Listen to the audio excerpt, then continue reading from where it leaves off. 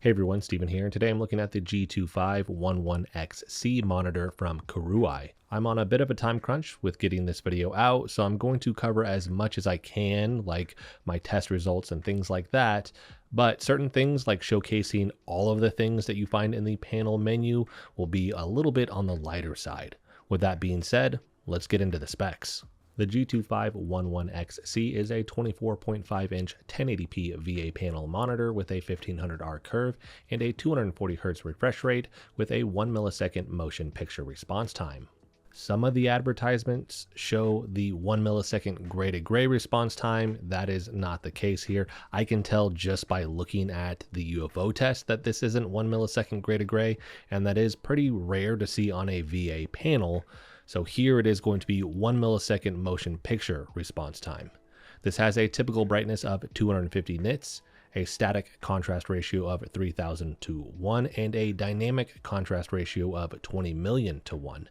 This covers 90% of the DCI-P3 color gamut and is HDR capable, but this isn't going to be true 10-bit color. This is going to be the 8-bit plus FRC, which for gamers, your eye won't notice the difference. But if you do need true 10-bit color because you work in Premiere Pro or Photoshop and you have to have that, just keep in mind this won't be there with this monitor. For ports, this has two HDMI 2.0, one DP 1.4, and an audio jack. For physical adjustments, this can only tilt forwards 5 degrees and backwards 20 degrees. This is VESA compatible with a 75mm by 75mm pattern though, if you wanted to mount this. Inside of the box, you will get the monitor, stand, power cable, HDMI cable only, and the user manual. This comes with a 1-year warranty on the panel and 3-year warranty for the other parts. For the panel menu, the button is a single button on the bottom middle of the panel, which I do appreciate. Clicking this in, you do have the quick access options, but once you go over to the main menu, you have the following tabs: game mode, brightness/contrast ratio, display, color, input, scenario mode, and settings. In the game mode tab, you have adaptive sync, dark field bright effect, which is essentially like a shadow boost mode. Then you have the response time. Here you will have normal, fast, and fastest. And then after this, you have the dynamic image clarity mode. This is essentially a motion picture response time mode where they're using black frame insertion to give the illusion that the panel is faster. I talked about this on a previous monitor review from KOORUI, where this is actually a mode where I would use it because it doesn't dim the monitor to the point where it just feels less usable. That's usually what you find on a lot of older panels, is once you enable that motion picture response time mode, it gets very dim, and although it does improve the motion clarity, it does come at an expense. Here you don't really find that, so this is a mode I would use, and although it is a trick to the eye, it does make everything look more crisp and clear. After that, you have crosshair, and then the last tab here you have timer. After this, you have the brightness/contrast ratio tab. Here you just have brightness, contrast, and then the dynamic contrast ratio. After this, you have the display tab. Here you have aspect, HDR, sharpness, and gamma. For HDR, it's just on or off. For the gamma, you just have two options here. And I also want to note that if you notice, there are no picture-in-picture or picture-by-picture modes with this monitor. Next, you have the color tab. Here you have the color temperature modes. You have standard, warm, cool, and user. User allows you to adjust the RGB values. After this, you have the input tab. That's self-explanatory, but then you have the scenario mode. This is going to be your picture presets. Here you have standard, FPS, RPG, racing, movie, iSaver, ebook mode, DCI-P3, and sRGB. And then last, you have the settings tab. Here you have a language, shortcut key 1 and 2 that you can adjust, which are the quick access menu items off of the radial dial menu button that you can change, volume, information, and reset. Keep in mind this doesn't have built-in speakers, so for the volume, that is for when you plug a headset into the monitor. Shifting over now to my test, we're going to start with the Spider X color calibration tool. Here I tested 3 different modes: standard, DCI-P3, and sRGB. Standard is going to be the same in terms of the color gamut that you would find with the other color modes or picture presets like racing, RPG, things like that. So those are all going to be the same, but DCI-P3 and sRGB specifically would be a little bit different potentially. Typically it's going to be the sRGB. What we're finding here with standard and the DCI-P3 though, it's a very subtle difference, but it is there. Standard is the best. We have 100% coverage of the sRGB, 87% of the Adobe RGB, 94% of the DCI-P3, and then 84% of the NTSC. The claim here is 90% coverage. They are doing better than that technically here. So this is one of those rare instances where they're saying, hey, it's this, but when I test it, it's actually even better than that, which is awesome. Looking at the DCI-P3, it's the same. The only difference that we see here is a 1% reduction in the DCI-P3 and the NTSC. So we have 100% coverage of the sRGB, 87% of the Adobe RGB, 93% for the DCI-P3, and then 83% for the NTSC. And then we have the sRGB mode. With this one, every monitor that I've tested, if it has this mode, you will always see a reduction, and it's a pretty substantial reduction in the coverage of the color gamut modes if it's not sRGB. So here we only have a 1% reduction in the sRGB color gamut, but when you're looking at the Adobe RGB, it drops down to 74%, 74% for the DCI-P3, and then 69% of the NTSC. This is really geared towards anybody that is working in an application where they need to see what, for instance, their pictures that they took in Photoshop, what they look like in an sRGB mode, because that's how they're going to color grade it or do any of their edits. So with this monitor, we are seeing better performance than their claim of 90% for the DCI-P3 color gamut, and what that really means is this is a very colorful, vibrant panel. Shifting over now to the results from the on-screen response time testing tool. Here for the perceived response time, I knew this was going to be slower. It's a VA panel. For the average complete time, we have 9.9 milliseconds. For the 02550, that is the black to white to black transition, that was 23.2 milliseconds. So we're nowhere near the 1 millisecond motion picture response time that is claimed with this monitor, but I will showcase the results from the dynamic image clarity test where I ran this for that mode, and it does showcase what I'm talking about here in terms of the motion picture response time and that black frame insertion, where you do get the illusion that this is faster than it actually is. But here with the perceived response time and the higher numbers, this does mean that you will see ghosting, not only in your gaming, but the way I showcase that is with the UFO test. So when you're looking at the little UFO guy going by, you're gonna see a trail behind him. That's the ghosting. And this also means that you'll get black trailing as well. When we look at the RGB overshoot, this being this VA panel, and again expecting that it is slower, I'm expecting the ghosting, but usually as you try to overclock the panel, that's where you see more of the RGB overshoot, which is inverse ghosting. So instead of the trail behind the ghost, now you're actually starting to see it go the other way, which shows up as almost like a neon glow inside of the ghost. So we're getting the ghosting and inverse ghosting when it comes to this panel, and this is just on normal.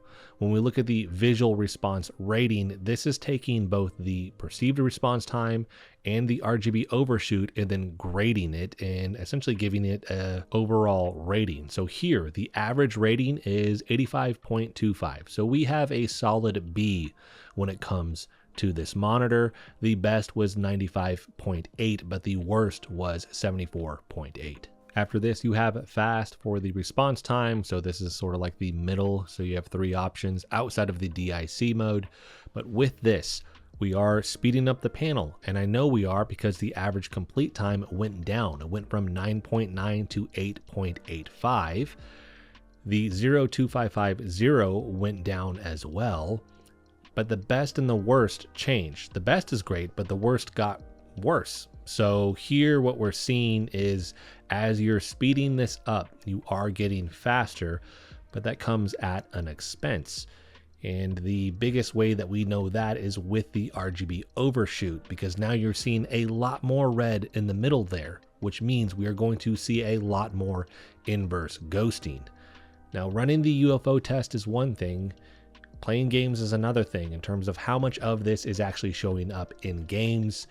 At this point, I start to notice this. That doesn't mean that your eye may, but just keep in mind, toy around with these different modes to see which one you like best visually on top of the performance increase that you may get, because you end up running into a trade-off here.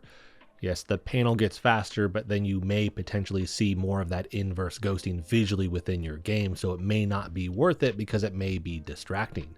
When we look at the visual response rating, we went from that 85, right? Now we're going to 82. The score is going down because of that RGB overshoot.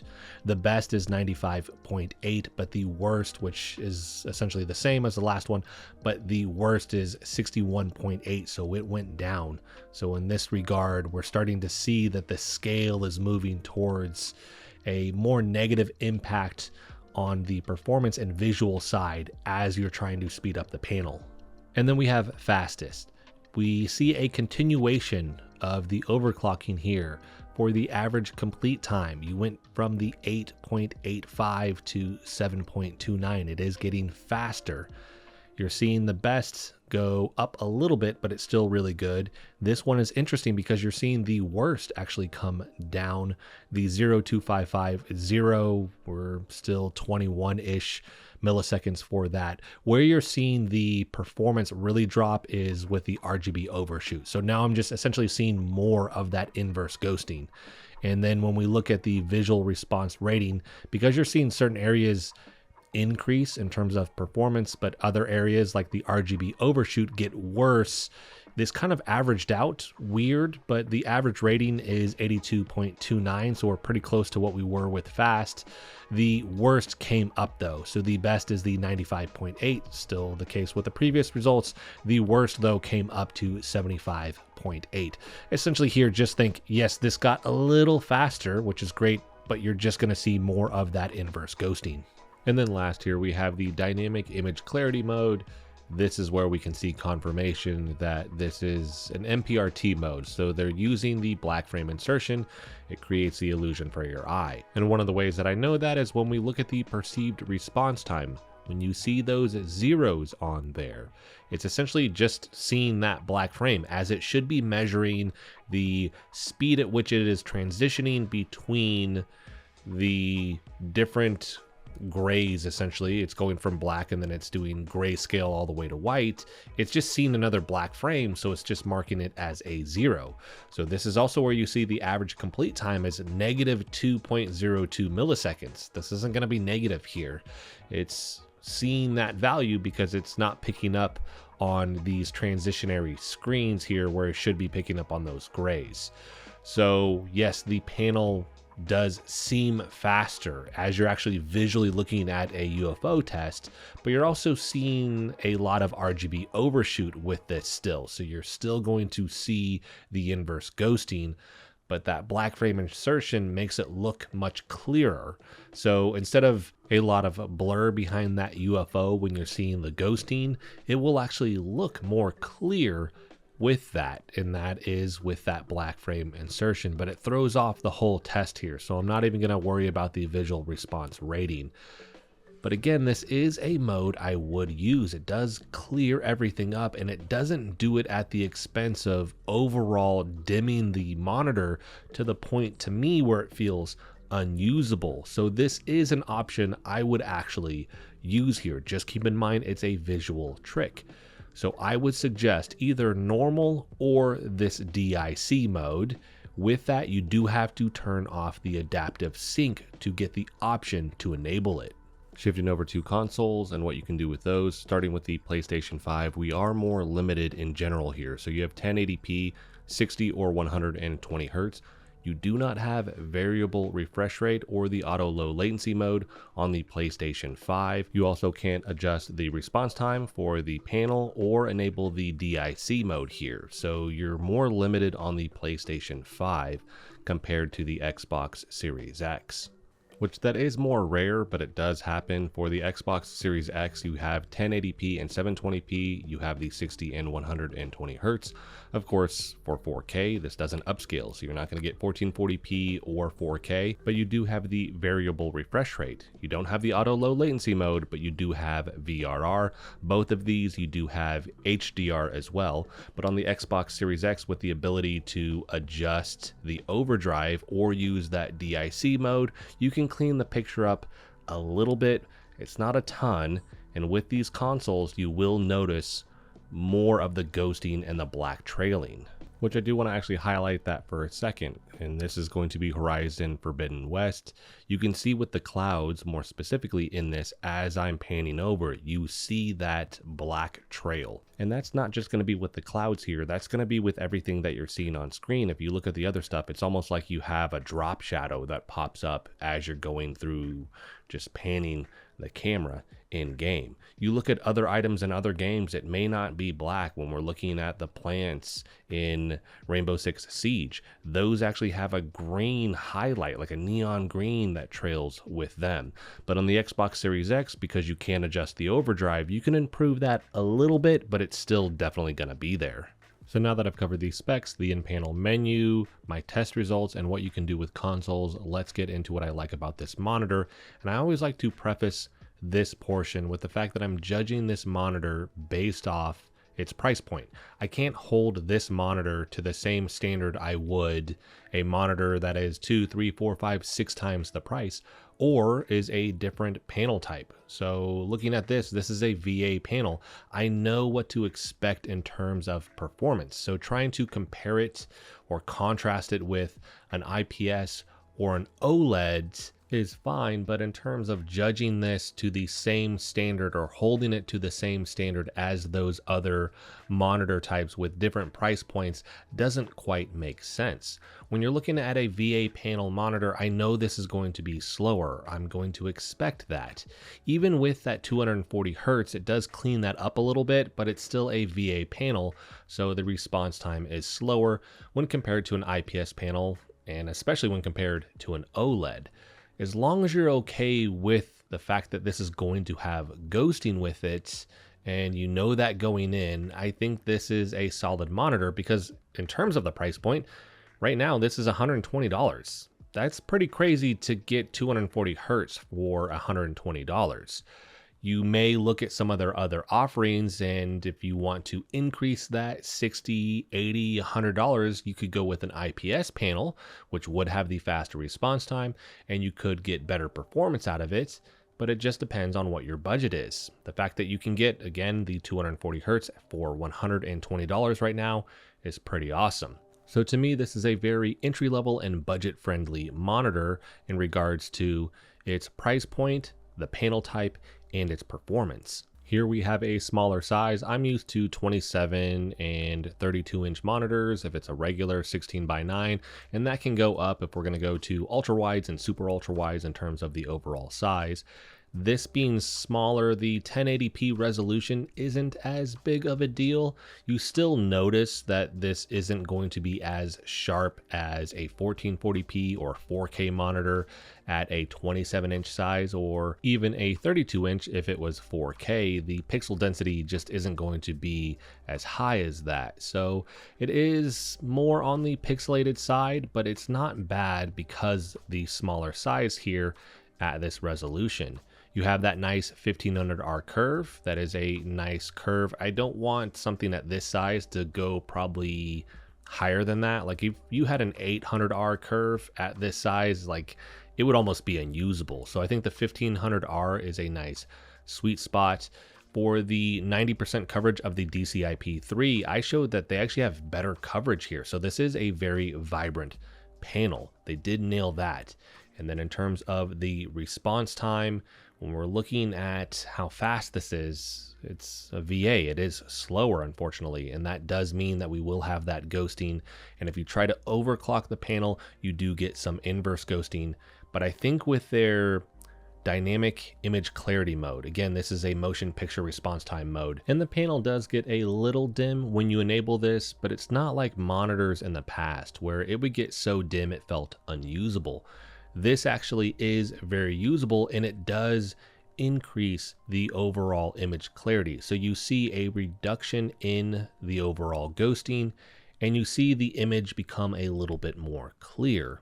That is more specific to PC. Unfortunately for consoles, I showcased that earlier, there's just more black trailing on consoles regardless of the overdrive mode or enabling this DIC mode for whatever reason. I'm assuming it's because you are most likely locking in the 60 or 120 hertz, so it's just not able to clean that up a little bit like you would on PC, where you can push the full 240 hertz. And so if you were just playing on consoles, that's what you were getting this for. You don't have a PC, I would say look to some of their other monitors, more specifically an IPS, and I would probably increase the resolution too. If you have the budget for it, go towards that 1440p, and you're gonna have better overall image clarity and better overall performance. Now, if you're on a budget and you have a PC and you're like, hey, I'll kind of do a little bit of console gaming, then I think this is more in line with a monitor that I would consider choosing, because you can hit the full 240 hertz as long as you have a decent GPU. And because this is 1080p, that shouldn't require a very high-end graphics card. You should be able to have a mid-tier graphics card and with most games hit the full 240 hertz without any issues, depending on your settings. But because it's not something that's super demanding, you get to take full advantage of this and play at the 240 hertz, and then tinker around with the settings here. Really hone in and find what is going to be best for you in terms of the overdrive options, and if the DIC mode is something that you would actually use. The draw towards a VA panel monitor is going to be the larger contrast ratio compared to an IPS. So overall, you will have a more vibrant panel and you will have darker blacks compared to the IPS, but neither of those are going to touch an OLED, which has that infinite black level to it because every pixel is backlit. And I think with the in-panel menu, this does offer a solid amount of adjustments that you can make to this to hone it into the overall visual look, not just the performance side for what you're looking for. Now, to summarize all of this and make it a little bit more concise, the things that I really like here: this is extremely affordable. The 240 hertz at this price point is really good. You usually are going to find 120, maybe 144, but here you're getting the full 240 hertz. You have very vibrant colors on this panel. You have a solid amount of in-panel setting options. The 1500R curve is really nice here, and again, I think that's probably the max, and it is the sweet spot that I would want to see for this size. The resolution is really solid for this size, and so it doesn't feel like you're missing out in terms of taking a step back. If you do have a 1440p monitor, it's usually going to be on that 27-inch. If you drop down to this, it seems not quite one-to-one comparison, but it is pretty close, which is great. And then the DIC mode is good and actually usable here. So although with the VA panels, you can get the ghosting, black trailing, inverse ghosting, the DIC mode does help with that to the point where it is a very usable mode. The things I would say are more on the negative side is going to be the fact that we have this VA panel, and so you do have the ghosting, the black trailing, and the inverse ghosting. With those overdrive modes, you actually just see more on the inverse ghosting side. If you use the DIC mode, you can minimize that a lot, especially on PC, and that is where it is the most usable in my opinion. But the hard part here is if you're using this with consoles, there's just a lot of black trailing. So I would say if you are just going to be using this with consoles, and I mentioned this earlier, I would probably look to one of the other monitors KOORUI has that are going to be like an IPS panel where you won't really have those issues. I don't have any other things outside of that I would say are more on the negative side with this monitor, but some gray area things here, which are things you may or may not care about. The HDR here is fine, but it's not going to be the full experience. Not that I would expect that at this price point, but just keep in mind, one, it's not true 10-bit color. It's the 8-bit plus FRC, which for just gaming is going to be fine. You're not going to really notice a visual difference. but you don't have any local dimming zones. The nits here aren't going to be extremely high, where we're going to see the 1000 nits for the peak brightness. You're not getting any of that. It just changes the visuals a little bit, and for a lot of people that may be enough, but again, just don't expect the full HDR experience here. I will say on consoles, it's pretty good. You just boot up and make the adjustments that you need to, and it's kind of set it and forget it. On PC, it does need some tweaking inside of the NVIDIA or AMD control panel and potentially within the game that you're going to play. But once you make those adjustments, it can be a solid experience. The last gray area thing here is, at this price point, do not expect any extras. So no mechanical adjustments outside of the tilt. You're not going to get any RGB lighting. You're not going to get any extra USB ports. There's no KVM switch.